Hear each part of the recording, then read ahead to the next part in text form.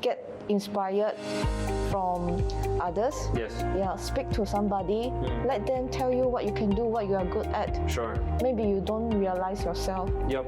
You can start from very basic Yep. and expand from there. Yep. You don't have to be perfect. You can start from home base.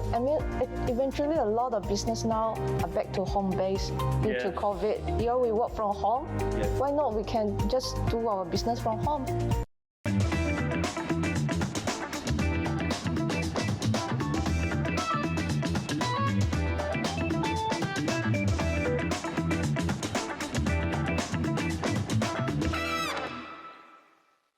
What is up, guys? My name is Charles Liew. Welcome to Biz Chat with Charles Liew Season 2. And we're still talking to real business people about real business stuff. And this episode is quite interesting because we're going to be talking about a topic that you haven't thought about, okay? And which is the topic of mothers coming out into the workforce, okay? This season is different to the previous season, okay? Which, in the previous season, we spoke to entrepreneurs about their journeys, but this season we're focusing on Sarawak and our quest to make Sarawak self-sustaining.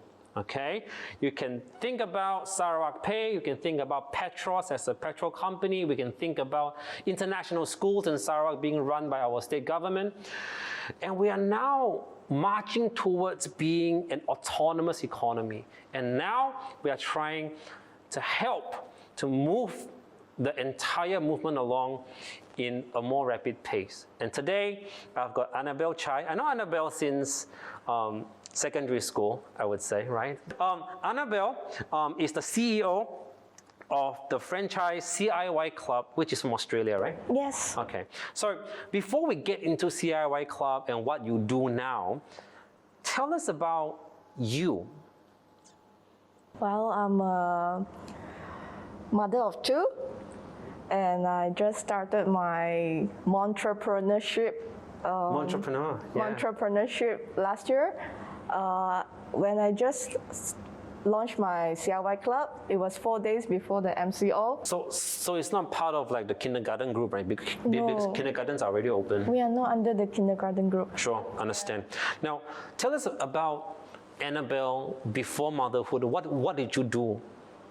Before motherhood, I'm a very outgoing person. I'm a workaholic. I used to work 3 to 4 jobs at one time. Really? Yeah. What did you do? Like what were the three to 4 jobs? Yeah, for the morning 8 to 5, I'm a office girl. Office lady. Yeah. And from 6 to 10 or 11, I work in some restaurants as a waitress. Yeah, wow. And from 10 to 12 to restaurants. Sure. Yeah. Okay. Wow. Okay. And then you gave birth? Yes. And then you took time off? Actually, I only took a month of confinement leave. Sure. After that, I went back to my healthcare company. Sure. But things were not the same anymore after I gave birth. Sure. The working environment is not adaptive to new mothers, and especially breastfeeding mothers. Sure. It's not. There's no facilities for mothers like us. Sure. So, and sometimes we do get discrimination. If we need to excuse ourselves time to time to milk pumping. Sure. And sometimes we have no understanding from our colleagues. Yeah. Yeah, as if it's like we are taking advantage on them, but we are not. It's the situation make us have to do so. Sure. So how long before you decided this couldn't work and then you left your job? 2 months later, I decided to quit.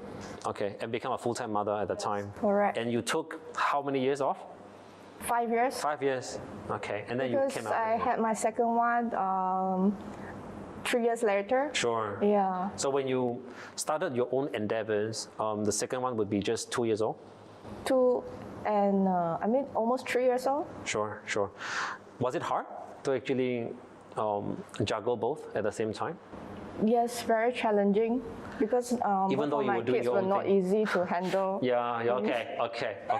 Okay. So even if you were doing your own business, it's still challenging.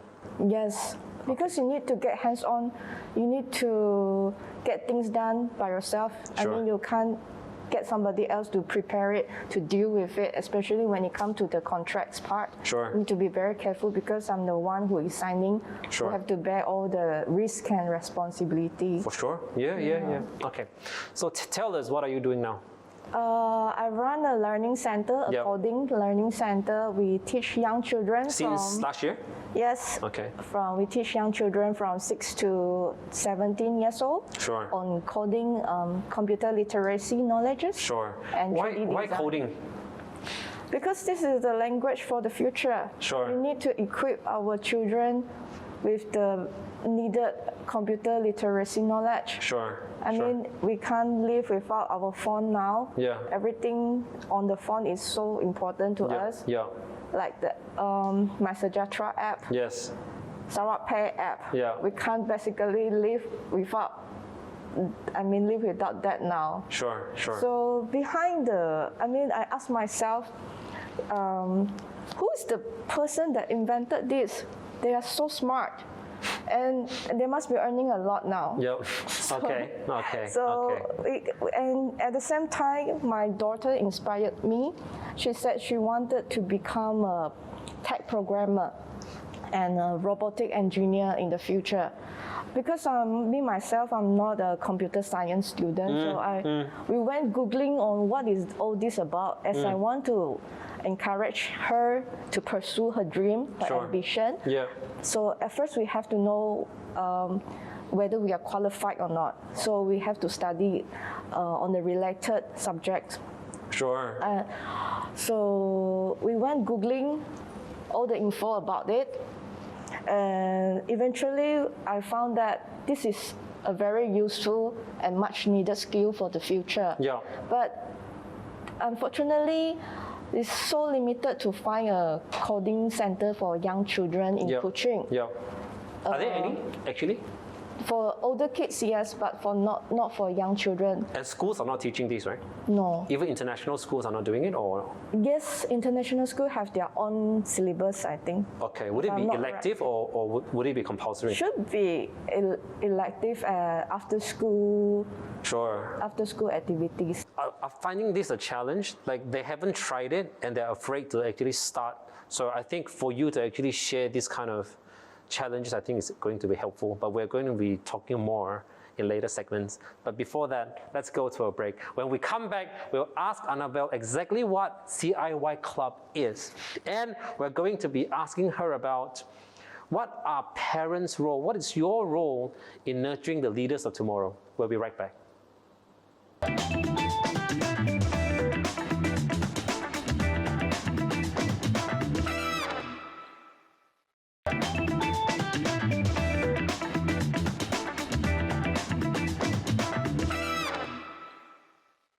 And we are back to BIZ Chat with Charles Liew, and we're still talking to Annabelle about mothers coming into the workforce to enhance the self-sustainability of Sarawak as a state.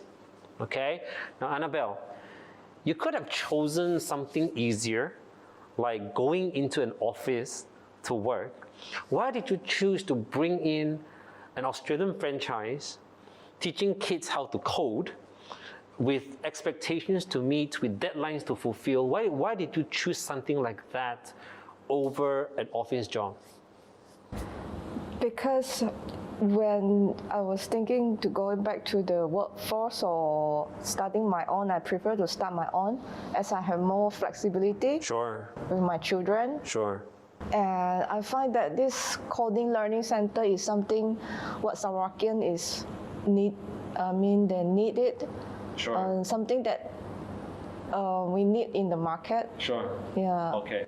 So for you, it's the flexibility, and there's also a need as well. So you saw a niche in the market, and at the same time, it allows you the flexibility that you needed to actually run a very small family as well, to look after your kids and everything. And an office job is harder for you to, for example, find the time to pick up your kids whenever you want. If they're sick, to send them to medical centers and things like that. So Yes. you like the flexibility. Yes. I think that is a very good point. I think a lot of young mothers can actually look at starting their own endeavors to actually start getting back into the workforce rather than thinking that an office job is the only way. Yes. Right? Because it's, I mean, that makes sense because I've interviewed a lot of candidates for my business as well. And then a lot of times the question is, I have kids at home, they're very young, can I do this if that happens and things like that. So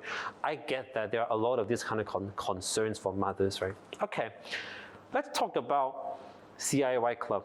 But I find it very interesting that you are going into an area that is relatively new, 3D printing as part of CIY Club. Now, I first learned about the 3D printing that you did during COVID times when COVID was just starting to dominate everything, right? And then you were printing masks to actually be contributing to hospitals. The face shields. The face shields, Yes. right? So we have a sample here. Right. This was, I remember because you were looking for this Yes. this plastic film from me. And he also gave me the contacts of the supplier, Yes. and I managed to stock up and keep printing for the frontliners because Brilliant. actually they are running out of face shields Yeah. because we were not prepared. I mean, most of us were not prepared for the outbreak. Yeah. And even though the government have already ordered the face shields from China, but it's stuck somewhere. on the sea. Yes. The first death cases, sadly, were in Kuching, and everyone was panicked. Yeah. And most of the doctors and nurses, they are exposed to the risk. Yeah. So we actually saw that the printers, 3D printing community in other countries, they are also doing this Yes. for their country. Yes. So we got the design from the 3D design platform, Yeah. and we printed a lot, like 500 pieces, Yeah. to fulfill the need of the shortage. And we have this as well. Yes, this is my daughter's design, a mushroom house. And we taught them the skill to use the designing tools. Yeah. And the creativity part is mainly on them. We let them design whether they want to have 3 layers of the mushroom head or 2 layers or even 5 layers. They can design it based on their creativity. Sure. So let's change direction a little bit. Okay. What do you think is the parents' role in nurturing the leaders of tomorrow? I think we can all bring up kids, this, because it's the methods, right? It's the way you bring them up, right? So what is the role of parents in nurturing leaders? Compared to last time, our parents used to threaten us. Like, if Scare you don't do tactics. this, Scare you're tactics, gonna, yeah. yes. And Better hurry up, or I'm gonna leave. yes, Yeah. and the rewarding system, like if you do this, I give you $10. Yeah. Like if you go and do that, but somehow all these methods are like passive. Yeah. It's not motivating at all. Sure. So rather than control and protect our children, I would say that as a parent of the 21st century, we should guide and lead them. Like if they did something wrong, like they spilled the milk on the floor, instead of, hey, why you do that again? Clean it up. Yeah. Or else you will get locked out in the room or something, Yeah. to frighten them. Yeah. Instead of, come, I show you how to clean it. Yeah. If you do that again next time, you can learn, you can practice what we have just taught you to Sure. clean up. Yeah, this is the way I adopt in my parenting, Yeah. and how I also use it as a practice to encourage my children in the center. Sure. Yeah, it's okay that they make mistake. Let them make mistake, because only from making mistake they will learn. They will know that it's not right to do so, and then they were gonna be brave enough to face the failure, and instead of escaping, they will be brave to face it and take out the challenge. I think that is a very good takeaway, which is when you use the word brave, right, it is the direct opposite of fear. I think a lot of kids, when they grow up, if it is through scare tactics and things like that, they would grow up with a sense of fear to try new things because what if they fail? Yes. And I think being brave is a key quality in leaders. I think the main characteristic nowadays, what the children need is the resilience. Not being afraid to fail, not being afraid to try. As like in my center, when I try to introduce the 3D printer to the young children, they will say, "Ooh, I'm so scared. I don't want." I said, "Come, it's not going to eat you. Yeah. It's even smaller than you. It's not going to work if you don't operate it. Why are you so scared?" Yeah. They was like, "Oh yeah, it's true." And we will try to guide them and lead them and show them how easy work. Yeah. And slowly they pick up the confidence and they will operate it and print things by themselves. Sure. Because we told them what to look up, and what is the correct way, through guidance. And we will tell them the worst case scenario, because the 3D printer is extremely hot. And we will show them what if you touch the nozzle, you will lose one of your finger. We tell them about the consequences rather than keep threatening them. If you touch your hand on the patah, we will show them the complications. So I think you're bringing your motherly qualities into the center that you are running now. Yes. Right? Yes. So, brilliant. I think I treat most of my students like my own. Yeah. Thank you for sharing that, okay? We'll go to a break. When we come back, it will be the final segment, and we're going to be talking about what Annabelle thinks would be the most important thing for mothers to contribute back to the community, okay? So we'll be back after this.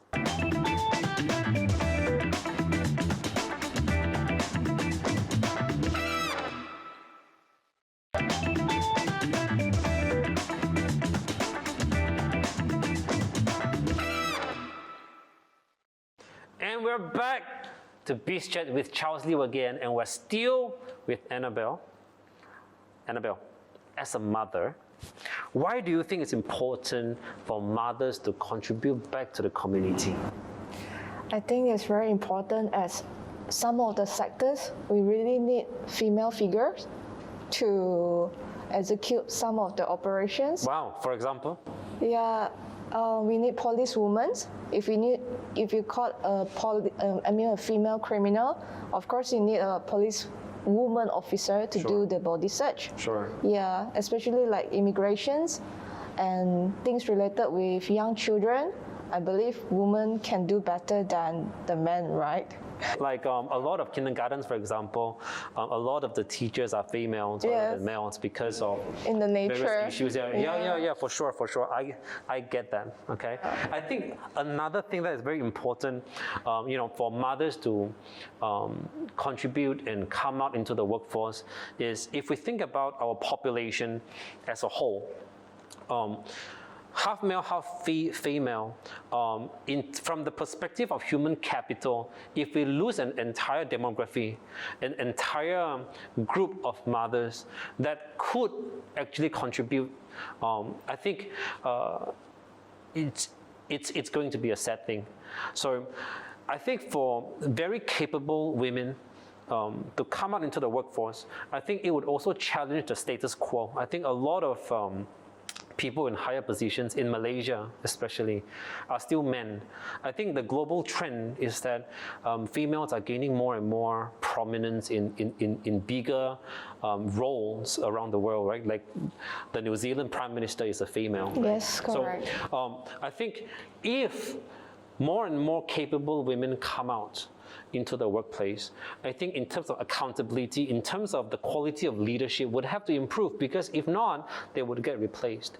And right now, the threat is from fellow men, but if women come out, it would be coming under threat from men and women, and I think that would increase the efficiency in the economy as well. What do you think? Yes, definitely, because it will increase a more healthier, competitive environment. Yeah, if we came out to do business and work, we also gain a competitive advantage. For sure, absolutely. Now, what are the ways that mothers could actually take to contribute back into the community? What are the things that they could do actually? You have to identify your strength, Sure. you just imagine how far you can go with your strength, with your, you also need to know what's your weakness. Sure. If you, let's say if you are a good baker, Yeah. just start home baking business. Sure. Yeah, if you have green fingers, just sell your plant. You can start from very basic Yeah. and expand from there. Yeah. You don't have to be perfect, like from day one. You don't need to own a big shops or what. You Sure. can just start from home. Sure. You I think what you're saying, like studying from home or whatever, I think that would also afford you the flexibility as well. Correct. Right? Because your kids are at home, if you are afraid to come out into the workforce, like going into an office, that when we say contribute, immediately people have this idea of going into a cubicle inside an office to work or whatever, and that may not necessarily be the case, especially with the platforms available to us now. Yeah. Right? It doesn't have to be very big scale. Yeah. You can start from home base. Eventually a lot of business now are back to home base due to Yes. COVID. We work from home. Yes. Why not? We can just do our business from home. Yeah, and they can afford to be creative as well. Yes. we YouTube is know. also a platform. Correct. Teach people how to plant plants. Yes. How to cook things. You know what I mean? Just So use how the to correct print, platform, how to yeah. use a 3D printer. Correct. We are wrapping up now. What advice do you have for fellow mothers out there that are not working right now? Not only to mothers who are not working, but also to women Yep. that are not working. Just go and explore what is your potential possibilities. Sure. Yeah, just go for a try. There's no harm. Yeah, there's no loss on it. You're Sure. just gonna back to square one that you are jobless. Yeah, nothing to lose basically, Nothing right? to The lose. idea of That's nothing to what lose. I felt. Yeah, When I absolutely. started my career, I might lost my investment. Yeah, so what? But right? so what? Yeah. Be a role model for yourself. Yeah. Be a role model for yourself. Get inspired from others. Yes. Yeah, speak to somebody. Let them tell you what you can do, what you are good at. Sure. Maybe you don't realize yourself. Yep. Yeah. Sure. Brilliant. Thanks for that, Annabelle. So, guys, as we wrap up, here's the general idea. I think all around the world, there's a movement towards empowering women. It is important for us in this part of the world where equality is hard to come by. And here's the thing, we'll never achieve equality, that's my view, but we can always strive towards that.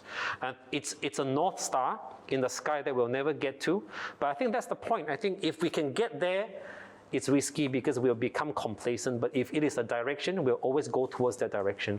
I think empowering women is something that we should all do, empowering mothers to be the best versions of themselves by way of contributing to the state of Sarawak, I think is imperative, because if we lose half of our population, we lose half of our what's possible. We lose our human capital.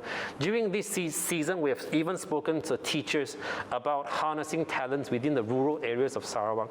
Children that are being abandoned because of them not being discovered until a later age.